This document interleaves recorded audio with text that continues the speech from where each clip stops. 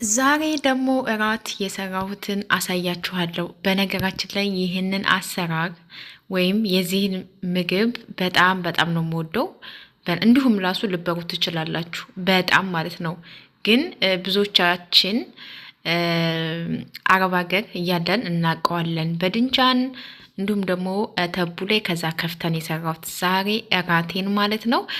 እንግዲህ እንደምታዩት እራቴን በዚህ መልኩ ሰርቸዋለሁ። ሰላም እንዴት ናችሁ? ውድ አገሬ ልጆች በያላችሁበት ሰላማችሁ ይብዛልኝ።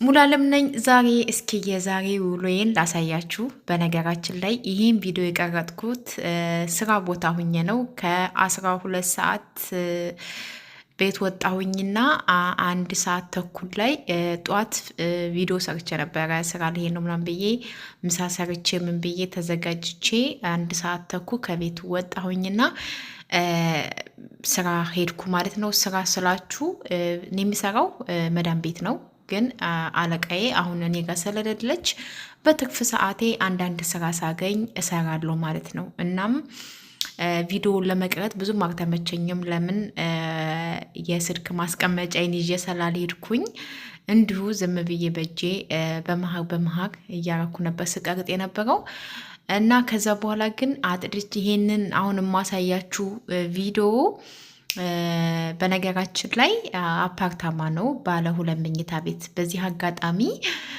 ቻናሌን ሰብስክራይብ በማድረግ ቪዲዮዬን ስጀምሩ ደግሞ ላይክ በማድረግ አብራችሁኝ ሁኑ እና ይህን ቪዲዮ መጀመሪያ ስቅ የቀረጥኩት አሁን እንደዚህ እንደምታዩት ተዝረክርኮ ምናምን እዚህ ጋር ሁሉ ነገር ተቀያይሮ ምናምን አስተካክዬ አጽድቼ ስጨርስ ቪዲዮ ቀርጻለሁ ብዬ ነበረ።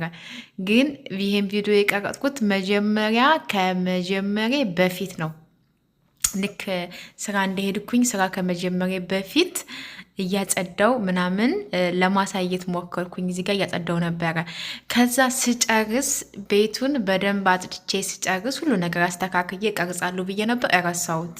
ምክንያቱም 2 ቤት ነው የሄድኩት፣ 2 ቦታ ነው የሰራው፣ 2 አፓርታማ ነው የሰራሁት። ይሄንን እንደዚህ አጥፍቼ ምናምን እዚህ ጋር ያለውን አስተካክዬ ከጨረስኩ በኋላ ከዛ እንደገና የ3 ደቂቃ ነው የ4 ደቂቃ መንገድ ሌላ ቦታ ሄድኩ ማለት ነው። ያያችሁት እዚህ ጋር ይሄ መጀመሪያ ሳይሆን መጀመሪያ አሳይቻችኋለሁ። መጀመሪያ ያኛው ቤት ልክ ቪዲዮ እንደቀረጥኩላችሁ ጨርሼ ምናምን እዚህ ቤት መጣው ማለት ነው። እና የሚገርማችሁ ነገር መጀመሪያ አስታውሼ ነበረ።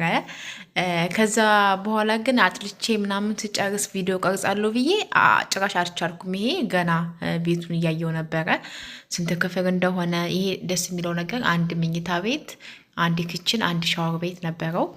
ያኛው መጀመሪያ ግን ያጸዳሁት 2 ሻወር ቤት፣ ባለ 2 መኝታ ቤት፣ ክችን፣ በረንዳ ምናምን ነበር እና ይሄ በቃ ልክ ስራ እንደጀመርኩ አካባቢ ነው። እና ምን ለማለት ፈልጌ ነው ውዶችዬ፣ ይህንን ቪዲዮ ልቀርጽ የፈለኩት እና ሀሳቤንም በዛው እንደ ሀሳብ ሼር አድርጋችሁ ወረዲኔ ስራዬን ሰርቼ ጨርሼ መጥቼ እቤት እዚህ ጋር እራት ለማዘጋጀት በድንጃን አዘጋጅቼ ነው ማለት ነው። እና ያው ታውቃላችሁ ሁላችሁ ሁልጊዜ የምበላውን ነገሮች ቪዲዮዎች እቀርጻለሁ፣ ቪዲዮ ሰራለሁ ምናምን ነገር ሊቭ ላይ እገባለሁ። ግን ምንድነው ደግሞ ሁላችንም ያው ምሳ እንበላለን፣ ቁርስ እንበላለን፣ እራት እንበላለን እና የኔ ለየት የሚያደርገው ነገር የምሰራቸው ምግቦች ይፖሰታሉ። እና ዛሬ አንድ ነገር ልነግራችሁ የፈለኩት ምን ነበረ፣ ብዙ ጊዜ እኔ በፊት ማለት ነው በጣም በህይወቴ የተረዳሁት ነገር ስደት ላይ ስመጣ እውነት ለመናገር በፊት የነበርኩበት ቦታ ላይ አይደለሁም። በፊት የተሻለ ቦታ የተሻለ ደረጃ ላይ ብዬ ነው የማስበው። ምክንያቱም ከምንም በላይ ደግሞ ጤና ስላለን ፈጣሪ ልናመሰግን ይገባል እና ሁልጊዜ ማመስገን አለባችሁ። ሁልጊዜ ፈጣሪያችሁን ተመስገን ማለት አለባችሁ። እኔ በህይወቴ የሚያጋጥመኝ ነገር ምንድን ነው? በተለይ ስደት ዓለም ላይ ስኖር በአሁን ባለሁበት አሁን ራሱ ውስጤ በጣም ብዙ የሚመላለስ ሀሳብ ጭንቀት ካለ በጣም የምናደድ ከሆነ የእውነት የሆነ ነገር ሀፕን ያደርጋል። ወይ በስራ በኩል ወይ ደግሞ የሆነ ነገር በቃ የሆነ ደስ የማይል ነገር ሰው ናችሁና ብዙ ነገሮች የሚያበሳጫችሁ ነገሮች ሊኖሩ ይችላሉ። ማለት እንዴት አጌ ላስረዳችሁ እና ሁሌም እኔ አሁን ስደት ከመጣሁ በኋላ እኔ በእናት በአባቴ ጦረት ብኖርም በእነሱ ጦረት ነው እኔ ከፈጣሪ ቀጥሮ የነሱ ጦረት የነሱ ሁልጊዜም ፈጣሪን ቤተሰቦቼ እናቴ ሁሌም የምትዘክረው ገብርኤል የምትዘክረው መድኃኔዓለም ሁልጊዜም እሷ በቃ ልጆችን ጠብቅ ላይ እያለች የምትጸልየው ጸሎት ለእኔ እዚህ ደረጃ እንድደርስ ረድቶኛል። እና እኔ ምን መሰራችሁ ሁልጊዜም እኔ ጧት ተነስቼ አሁን በፊት ማለት ነው የማስበው ጧት ተነስቼ ልክ ስተኛ የማስበው ይሄን ሰርቼ ይሄን አድርጌ እንደዚህ አድርጌ በዚህ ወጥቶ በዚህ ገብቶ በቃ ነገ የምሰራውን ስራ ነው የማስበው እንጂ ዛሬ አድሬ ነገ ጧት መንቃቴን እረሳለሁኝ። እና ሁልጊዜም እኔ እዚህ ጋር አሁን ስራ የምሰራው በትርፍ ሰዓቴ ስራ የምሰራው ሌላ ቦታ የምሰራው እዚህ እንትን የምሰራው ነገሮቹን ለነገ ብዬ ብዙ ነገሮች ወዲህ የማደርገው ሀሳብ የማስበው እቃ የምገዛው እያንዳንዱን ነገር የማስበው በጣም ይገርመኛል። በመጀመሪያ ደረጃ ፈጣሪ ጤናን ስለሰጠኝ ነው። ሁለተኛ ደግሞ ከልክ በላይ ይሄ ማጨነቅ ማሰብ ምናምን በሽታ ነው። ለምዶ በሽታ እንደሆነ የምነጋችሁ እኔ እንዳልኳችሁ ደካማ ነኝ፣ በጦረት በኩል ደካማ ነኝ፣ በሃይማኖት ደካማ ነኝ። አላማዊ ነገር ያጠቃኛል። በጣም ኃጢአተኛ የቆሸሽኩ ሰው ነኝ። ግን ሁሌም እንዳልኳችሁ የቤተሰቦች ጦረት ነው እና በቀደም እኔ የሆነ ባለፈው ማለት ነው እንደዚህ ስራ ለመሄድ ጠዋት 6 ሰዓት ተኩል ለ6:10 ጉዳይ ተነሳው ማለት ነው። እና ተነስቼ በቃ ሀሳቤ ስራ ለመሄድ ነው። በጠዋት ተነስቼ ልብሴን ለብሼ ፊቴን ታጥቤ ምናምን በቃ አለ አይደለ። ከዛ ልክ ተነስቼ ከምኝታ ቤት የቀጥታው ወደ ሽንት ቤት ሲሄድ ወደኩ ማለት ነው። ወደኩና ከዛ ስወድቅ የሚገርማችሁ ነገር ከሽንት ቤቱ ስገባ ደረጃ አለ እና የሰራሚኩ ጠርዝ ወገቤን መታኝ። ከዛ እኔ በሁለት እጄ እንደዚህ ዘፍ ነው ያልኩት በቃና ግን የሰራሚኩ እንጨት ይሄ ጥስሬን አላለ ይሄ ጥስሬን ስላችሁ በወገቤ በትካሻዬ መሀር በጡቴ መሀር ያለው ጥስር የሚባል ነገር አላለ እሱም መታኝ ማለት ነው። በእግሬ ሁሉ ተፋፋቀ ምናምን ነገር። ከዛ ወዳውኑ ሽንት ቤት ልገባ የነበርኩ ልጅ ሽንት ቤት መሄድ ረስቼ ፈጣሪ ሆይ ምንድን ያደረግኩት ምንድን ያጠፋሁት ምናምን አልኩ ማለት ነው። ወደ ራሴ ተመለስኩኝ። ደነገጥኩ ለደቂቃ። ምን ልበላችሁ በቃ አንዳንድ ጊዜ ጭንቅላታችሁን የሆነ ነገር ሲመታችሁ እንደሚዞርባችሁ ሁሉ ልክ እኔ እንግዲህ ወገቤ የጥስሬን ነው የመታኝ። እንዲሁ ሰውን ማለት ለካ በሆዳችሁም ስትወድቁ እንዴት እንደሆንኩ እኔ ነኝ የማውቀው። ፈጣሪ እኔ እንጃ። በስማም ልክ ጭንቅላችሁ ሲመታችሁ ሰማዩ እንደሚዞርባችሁ ሆዴንም እንደዛ ነው የሆነው። በቃ የሆነ በቃ መተንፈስ ነው ያቃተኝ፣ መተንፈስ ማለት ነው። እና ከዛ ወዲህ እኔ በሰዓቱ ምንም ያሰብኩት ነገር የለም። ግን እንደዚህ አይነት አደጋ ያጋጥማል። ግን እስቲ አሁን ድረስ ይሄ የወደኩበት ይሄ ሰውነቴ እንዲትካሻዬ የእጅ መታጠፊያ ምናምን እንደሚባለው ቁጭምት እንደሚባለው የእጃችን ክንድ አለ አይደለ? እሱ ህመሙ ስሜቱ እስካሁን ድረስ አልለቀቀኝም። እና ይህ ሁሉ ምንድነው? አንዳንድ ጊዜ ነገን ነው የምናስበው። ዛሬ ማደራችንን ራሱ እንረሳለን።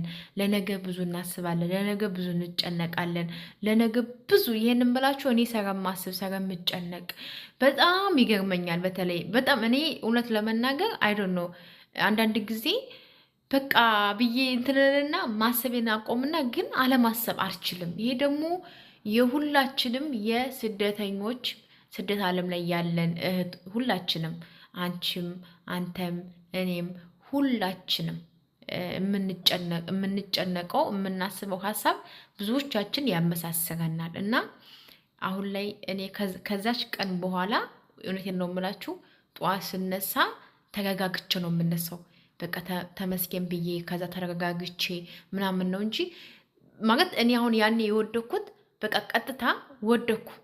ማለት ቀጥታ ከእንቅፌ ተነስቼ ወይኔ ስራ ረፈደብኝ ምናምን ብዬ ቀጥታ የት ነው ሄድኩ? ቀጥታ ወዴት ነው ሄድኩ? በቃ ከእንቅፌ ተነሳሁ፣ ቀጥታ ፊቴ እንድታጠብ ወደ ሻወር ቤት ሄድኩ ማለት ነው። በቃ ይሄ ተረጋግታ ማለት ከእንቅልፋችሁ ተነስታችሁ ወዳውኑ በቃ ወይኔ ረፈደ ወይ ማለት እኔ አሁን በቃ ማለት የለብንም ወይም በቃ ልክ ከእንቅልፋችሁ እንደተነሳችሁ ከአድጋችሁ እንደተነሳችሁ ትንሽ ረጋ ብላችሁ ወይም ደግሞ የሆነ ጸለያችሁ።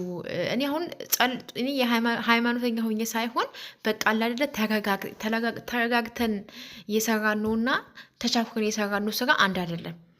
ገባችሁ? ልክ ተጣድፋችሁ የምትበሩት ምግብና ተረጋግታችሁ በቃ በደንብ ረፍት እያደረጋችሁ የምትበሩት ምግብ ራሱ አንድ አይደለም። በቃ ለምሳሌ ማለት ነው እኔ አሁን ስራ ቦታ ይሄ ፍጥን ስርና ተረጋግቼ ከራሴ ሁኜ ሰዓቴን ጠብቅ የምሰራው ስራ አንድ አይደለም። የተረጋጋሁት ነገር ደስ ይላል። ከሰራችሁም በኋላ ፏ ብሎ ጥድት ብሎ ስታዩ ደስ ይላል። ይሄ በችኮላ የሚሆነው ነገር ግን ያስጠላል። በጣም ከባድ ነው እና እኔ ልነጋችሁ የምፈልገው ይሄንን ነው ውዶችዬ። ሁልጊዜም ቢሆን መረጋጋት፣ ሀሳብ መቀነስ፣ እያንዳንዱ በቃ ሁሉንም ነገር ማስተዋር አለባችሁ። እኔ አሁን ያኔ ልክ እንደወደኩት ማለት ነው ማርያምን፣ ያኔ ልክ እንደወደኩኝ አስባችሁታል? ያኔ ብቻዬን ነኝ፣ ቤት ውስጥ ማንም የለም፣ ቤቱ ቁልፍ ነው። ስራ የምትወስድ ሴትዬ ውጭ ላይ ቁማለች። እኔ የሆነ ነገር ቢፈጠር አስቡት፣ ህይወቴ ቢያልፍ እንኳን ማን ነበረ የሚደርስልኝ? ማን ነበር ተጠያቂ? ማን ነበር ኃላፊነቱን የሚወስደው? በቃ እኔ ስራ የረፈደብኝ መሰለኝ። በቃ ቀጥታ ተነስቼ ከእንቅልፌ ወደ ሻወር ቤት ነው የሄድኩትና ከዛ መብራት ራሱ አላበራሁም። እና ምንድነው ማሰብ አለብን፣ ማስተዋል አለብን፣ ማገናዘብ አለብን። እኔ ብዙ ጊዜ በስደት ዓለም ላይ ብዙ እህቶቻችን ህይወታቸው አልፎ ወደ ሀገር ቤት ሲሄዱ ከሞቱት ይልቅ የማስበው ለእናታቸው፣ ለቤተሰቦቻቸው፣ የእውነት በተለይ ለእናት ማለት ነው። በጣም እኔ እንጃ አላቅም ምን ያህል እናቶቻችን ሁልጊዜም እንደሚናፍቁን። እኔ በተለይ እናቴ ሁሌም ካፏ የማይጠፋውን ደህና ነሽ አንቺ ስላት ካላንቺ ናፍቆት በስተቀር ነው የምትለኝ። የእውነት ነው የምላችሁ። እና ይህንን የምነጋችሁ እኔ የገጠመኝን ነው። ምክንያቱም እግዚአብሔር ያኔ ከሞት ነው ያተረፈ ብዬ ነው የማስበው። ለምን እጄ ሁሉ ትከሻዬ ሁሉ የወደኩት የሰራሚኩ ጠርዝ ደረጃው ነው ወገቤን ይሄ ጥስሬን የመታኝ አስባችሁታል። በጣም ብዙ ነገር ነው ያሰብኩትና አሁን እግዚአብሔር ይመስገን ከዛ ወዲህ በጠዋትም ልሄድ ማታም ልሄድ ከሰዓትም ልሄድ ተረጋግቼ አስቤ ከዛ በፊት ቀደም ብዬ መነሳት አለብኝ እንጂ ተጣድፌ ወደ ስራ መሄድ የለብኝም። ይህንን እምላችሁ በስደት ዓለም ላይ ያላችሁ እህት ወንድሞቼ፣ እናንተ ከተጎዳችሁ በኋላ እናንተ አንድ ነገር ሀፕን ካደረገ በኋላ ለደቂቃ ለሰከንድ እንኳን ሰዎቻችሁ አያስቀምጧችሁም። እኛ ጤነኛ ስንሆን ነው ሰዎቹ የሚወዱን። እኛ በስነ ስርዓት ስራችን ስንሰራ ነው እነሱ ሊወዱንና አብረን ከነሱ ጋር